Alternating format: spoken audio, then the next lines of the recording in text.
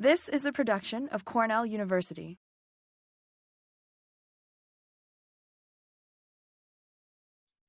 So then I arrived at Driscoll's, and Driscoll's sustainability was kind of new then.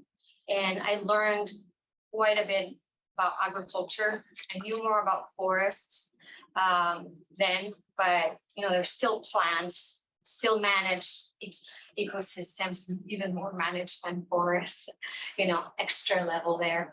And I fell in love with the industry that fed us, that fed humans, and that connection between food and ecosystems and nature, environment. And that's so fast forward, now I am the director of sustainability at the National Fresh Produce Association. And what is great about my job today is that I see all of the crops. So from avocados to lettuce, to strawberries, to flowers, of course. And but there are many common themes in what we work in sustainability. So what I want to talk to you about is, how do we define sustainability in this industry? So we're not reinventing the wheel. We let the UN do that for us. And then so we follow the United Nations Sustainable Development Goals to form our programs. I hope that many of you are familiar with them. So what is sustainability? Is the triple bottom line, so people, planet, profit. And in our research, the younger generations have trouble with the word profit, and so do I. I prefer, thriving than profitability. It seems, but that's the way it is defined by the industry today. And those are the three principles by which we form our programs and most sustainability programs everywhere. Our definition of sustainability is the optimization of processes and resources in order to drive social, environmental, and economic benefits, leave the world a better place for future generations. So thinking of today and tomorrow always as part of the framework. I said I was going to talk about inspiration. So as an association with our members, what we do is we inspire them, we advocate for them, and we don't do research, but we support research for the industry. And I'll talk about it later. Inspiration, they need inspiration to learn more about what sustainability is, to work on better practices in the field. And we advocate representing the industry because, believe it or not, in the governmental world, very few people really understand produce. Most people think that agriculture is corn or soy, row crops. You have one person in a tractor and acres and acres and acres and acres. Or livestock, which is a whole different ball game. But produce is very different. Produce is tiny fields, lots of people, lots and lots and lots of people picking those fruits or vegetables. So the social aspect of our industry is huge compared to other agricultural sectors. And also our reliance on plastic is immense as well. And that's what sets us apart from other agricultural industries. Also, because we're smaller fields, we might not be so impactful in the area of deforestation, which is what you hear all the time. 30% of climate change comes from agriculture. Well, wait a second, what kind of agriculture? And so in produce, we have an opportunity to speak our voice and talk about the nuances of our industry, even if diverse, because you can't really compare avocados with lettuce. But we try.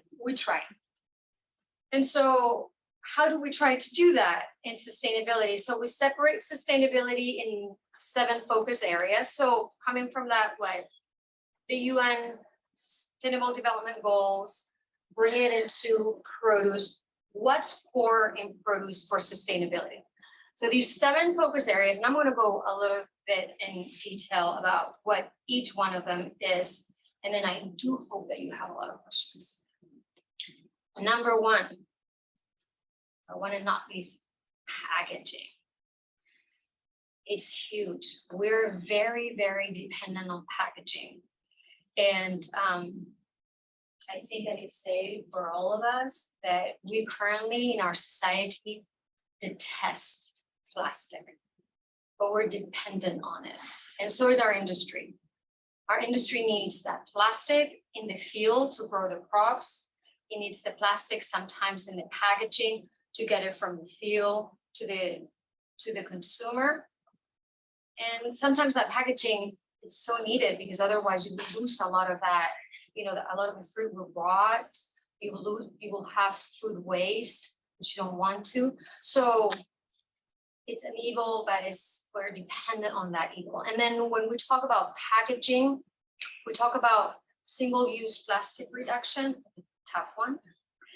Recycling, as many of you probably know, only about 8 to 9% of the plastic in the United States is recycled.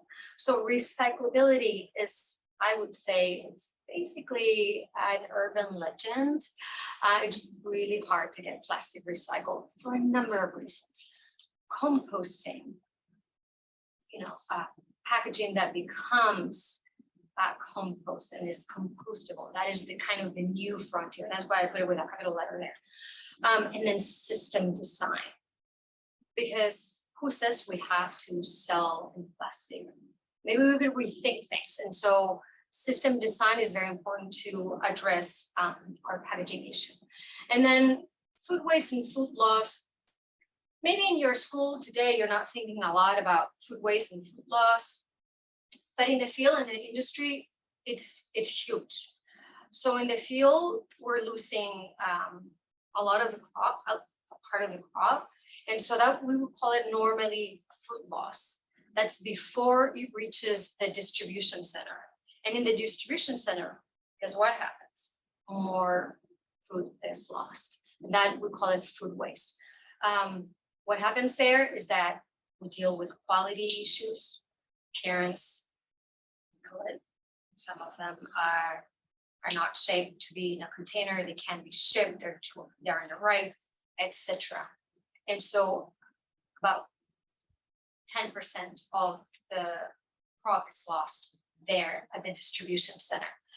And then there are more losses when it reaches the retailer, because it could be days after it was at the distribution center, right? By the time it's at the retailer, it could be 4 days on a truck. And so at the retailer, they're discarding a lot of fruits and vegetables that are not suitable for consumption. So you have more waste there. And so what do you do with that whole mess? So there are a different number of solutions. On the food loss, so on the field, the solutions are normally technical or agronomical. So the type of agronomy you use could change, could improve the quality, it could improve the flavor, etc. Also, different technologies that could be used in the field to prolong the life of the crop. And then once it's in the distribution center at the retailer, lots of things happen with the food waste. So today, the number 1 is the food banks, is the social one, is giving it to food banks for communities in need. Another one is composting or giving it to livestock. And the third one, that's the least used, is for energy production in anaerobic digesters. And then the big field of regenerative agriculture. Regenerative agriculture is the buzz term right now in our industry. I'm sure you have heard about it. There's nothing new about it for you to know, FYI. We just repackaged it. It's something that we used to do a long time ago. And the concept of regenerative agriculture is to have an agricultural system that works with the ecosystem, is that integration between the ecosystem and the production system. And normally the focus of regenerative agriculture tends to be soil health, but also the biodiversity of the farm and the input reduction. So the reduction of the use of pesticides of all sorts, synthetic fertilizers, so normally synthetic inputs. In my years of experience, what we have learned about pesticides, unfortunately, is that the more research out there, the more we know they're detrimental for human and environmental health. I never heard of new studies that say, oh, that chemical, oh, no, now it's not so bad. You could add it to your coffee, probably. No, never. Normally is, we knew it impacted one species, and then with more studies, we know that impacts other species and other species and other species. It's a linear relationship. So I'm not saying we need to eliminate them, but we need to work for a system that works for us and for the ecosystem and not against us. And that's kind of the core of regenerative agriculture. And then, as I mentioned, the social responsibility. Produce is packed with people, lots of people in one field. Many of them are my coworkers. And let's say there's room for improvement there. Lots of room for improvement. And then, so we focus as an industry. In 2014, there was an article in the LA Times that shocked our industry. It exposed the labor practices in our fields in a way that shook everything. And so the industry got their act together and said, okay, this is a bar, we're setting a bar, we're not going to go below this. And then created the ethical charter. We host, our association hosts that ethical charter. That charter be improved, but it just sets a good baseline for practices that we will never do. And we need accountability there. We need transparency and ensuring that people throughout our industry are treated with dignity and respect. I know that sounds big, but it needed to be said. Let's put it that way. And so we as an association host that whole world. And then the area of renewable and alternative energy would also include energy efficiency, very important for our farms. And then water. I could spend a whole day or a whole week talking about water. Water, I always say, it's almost philosophical. It's the essence of life. It's everywhere. We're so reliant on it. And then we have so many issues with water. And what are those issues? Most of our industry is based on the West Coast in California. Lots of problems with water. They need their water reduction and irrigation efficiency of irrigation systems is core.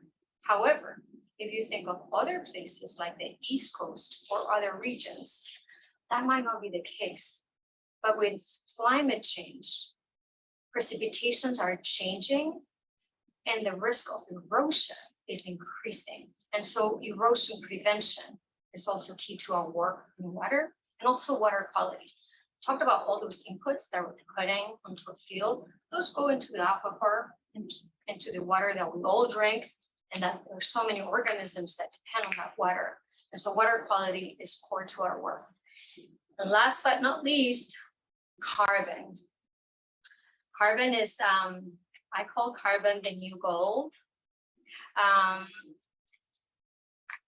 We keep talking about carbon, and in agriculture, carbon is normally, we talk about it on the soil health part of the conversation. So the healthier your soil, it tends to retain carbon for a longer time. So you become a carbon sink. I always say that in our problem with climate change and how we address decarbonizing our planet, we as humans get very, very smart and think that we're going to invent these machines that take carbon from the atmosphere. But I tell you that there's this technology that is the most powerful technology for carbon sequestration, and it's called nature. And within nature, it's called soils. Soils are such powerful carbon sinks. And the more we know about our soils and how they sink carbon, the better for all of us. And so in addressing climate change, we think about carbon, but we also think about greenhouse gases. So those are, again, carbon dioxide. We hear about carbon dioxide a lot, but there's also methane. Methane in our industry is mostly produced through that waste that we create. And then last but not least, and I talked to some of your faculty members here, my pet peeve, nitrous oxide. Very, very powerful greenhouse gas, under the radar, synthetic fertilizer has a lot to do with it. So if we can improve our fertilizer use, if we could move to a more organic type of fertilizer that, as I was told today, keeps that carbon in the soil, so the nitrogen and the carbon keep the nitrogen together in the soil and do not release it, much better for us to address our decarbonization and mitigating climate change. And I just want to say thank you for listening to me. But now I want to listen from you because I'm sure you have very specific questions for me. So go ahead and ask me. Yes, so great. So thanks, Tamara, and thanks for dealing with all the technology issues this morning. So one issue that comes up a lot for sustainability is, and a lot of people advocate for more local and regional food systems as one way of addressing a lot of the negative impacts of agriculture. How does the association view that? I mean, you represent a lot of people, a lot of big companies, and globally, but a lot of the, start talking about local and regional, it could go down to small scale producers. So what's the association's interaction with that sort of system? So as an association, I think that many of our grower shipper companies grow in one place and ship everywhere. So that's kind of their business model. For me, when I think of sustainability, the numbers speak for themselves. So if you're putting an equation and if you're looking at your carbon footprint, the answer is there immediately. You don't have to think very, deep that having more local production, it's better for carbon dioxide reduction. However, you have to look at the whole equation, right? You could have a local production that has really high yields, really low yields, or is using a lot of inputs. So I think that in sustainability is using the whole equation, and locally grown solves at least one part of the equation, which is the fuel part of it. So that's the way we look at it, just looking at it as an equation.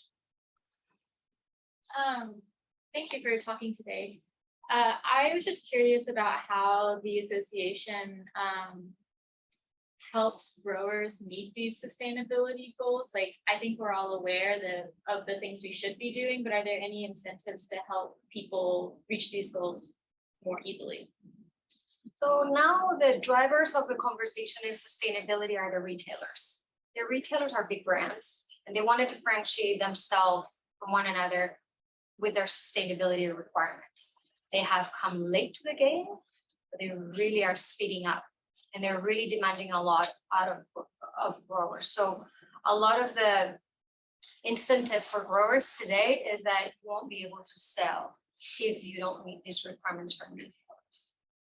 You had a question, sorry. Yes, thank you so much for speaking to us. In your presentation, you discussed a lot about produce. I have some questions about floriculture. Oftentimes I have some experience in a large commercial greenhouse. And oftentimes I saw that the company I worked for was reluctant to implement some sustainability practices because of some like incorrect notions. How do we bridge the gap as scientists with farmers? Like you talked a little bit about inspiration, and I think there's more inspiration in the world of like produce and food than there is in floriculture. Like, are people interested in like really organic petunias? Like, how do we make people in that industry? How do we make the sustainability sexy for flowers? Like, it's Good question.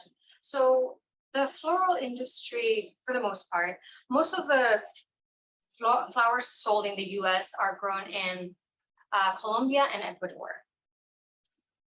Most of the flowers in pots are grown in the US and Canada. Why? Because you can't import soil into the United States, plain and simple. And so those are the big differences. In terms of sustainability, in my experience, and I'm newer to floral, but floral have gotten their act together really well in creating standards for sustainability in the field. And so, because they sell to so many markets worldwide, that's how they have improved. Those in the US, I don't know, how do you inspire them?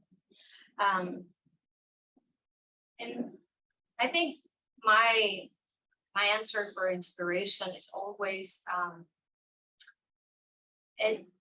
you want to produce in a way that is more harmonious with your environment, but not only with just the environment, even with other things. So that's kind of the best. Is that constant improvement process. Sustainability is always better. It's not a journey. Sorry, it's not a destination, it's a journey.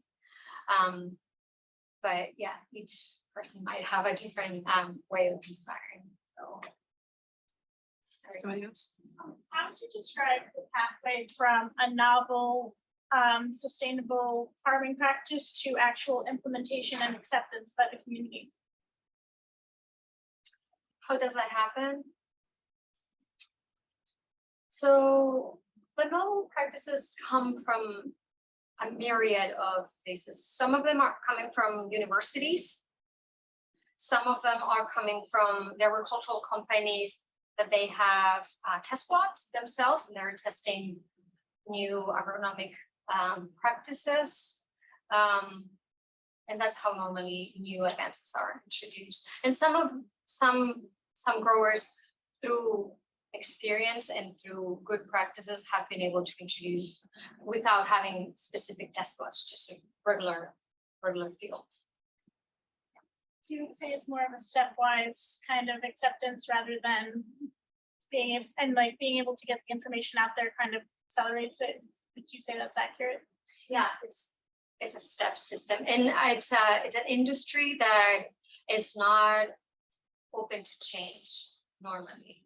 They're set in their own ways for the most part, so it's really reluctant for the most part to change. So it takes a while to convince those growers, wait a minute, if you do this, this will happen. Because many of them, they have been growing for more than one generation. They know what they're doing. So they take a minute or two to accept new practices. So you had a question? Oh, I was just gonna piggyback on the floral thing, because you walk into Wegmans and all the flowers are packaged in at least one layer of plastic, if not two or more. And I've complained about it. It's horrible. I mean, you don't see anything else in the produce aisle that's quite that bad.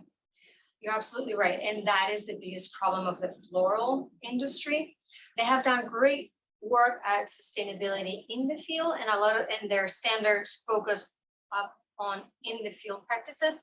They're not talking about packaging, and their packaging is not recyclable. So they have a big issue there, because much more so than produce. Any question about how you interface with the members of the Produce Association?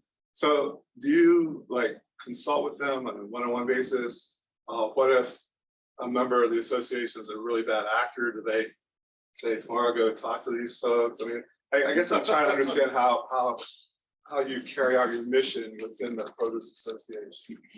So what we have a sustainability council within the association, and normally is composed of sustainability professionals within each company. And that's where the bulk of the conversation is. And then I get a ton of one-on-ones. Right now, they're so excited or tired of sustainability, something with sustainability. So I get a lot of one-on-one emails from a company, like, we're trying to do this, or we want to do that. And it's a hot topic for all of them, but I try to house them in the council so we can have one voice and it's easier to manage for sure.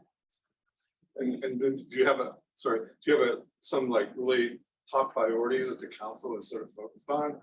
What would be like the top 2 or 3 things that you talk about that really need to be addressed in the industry? Because we're a new association, we're a new council, and right now what I'm working with the council is to create that program within the association. So what I'm hearing from the members, they want from us to help them with definitions. What is compostable packaging? What is regenerative agriculture? Things like that, so help them with the definitions. They want training and education on practices in the field. That I also, they want us to represent them globally and have a voice of the industry in global institutions. They want us to support research that can help them with sustainability. And I think that I covered all of them. You were in the Well, those last one. 7 areas are really the. But the way we work, so we have the council, and then we have task forces for each one of those 7 areas, because they're very technical and very specific, each one of them. Although many of them, as you could imagine, they're interrelated. There's a question back there. Yeah, you talk a lot about the people that you communicate with being companies, and that it's hard to change their mind because these growers are set in their own way. And then you also addressed a question about incentive and said, actually, there's relatively minimal incentive from our side, but more because they want the name of sustainability and the name of organic on their things. But does this not disproportionately impact small scale growers who can't afford to move away from the plastic because they're trying to get the highest yield out of the smallest area when being, in competition with massive companies that have monocultures of these floral crops or these vegetable crops? So how are you trying to integrate these small scale growers that start out with less money, maybe start out with organics, to try and incentivize their income when they're being sided with these massive powerhouses that can afford to lose acres and acres of these crops because they're not using plastic or they're not spraying these pesticides? So how would you in this company make incentives for those small scale growers to want to be sustainable as well? Because we're seeing that these populations are not only younger, but they're wanting to be greener. And so when you say that these these companies are stuck in their own ways, it's because it's the generation above them. But it's hard for these younger growers to get into it. So how do you incentivize that?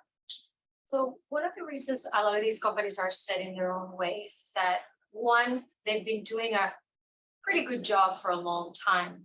So they know they're doing well. And another one is because they have a lot of pressures, have immense pressures from the outside. So it's hard for them to adapt to new changes because they're afraid of that change. And not all of them. So I'm generalizing a little bit. The smaller growers, what the smaller growers are finding and could find is the niche markets, which they are, and they're emerging as well. And as you said, younger generations tend to be more environmentally minded. That seems to be a trend. So I can see, I mean, I don't know, I can think of farmers markets a few decades ago to today, to niche agricultural products a few decades ago versus today. There's been a change and an evolution, and I think so.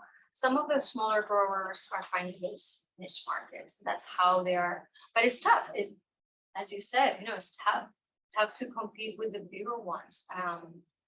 Although some of the bigger ones are less nimble.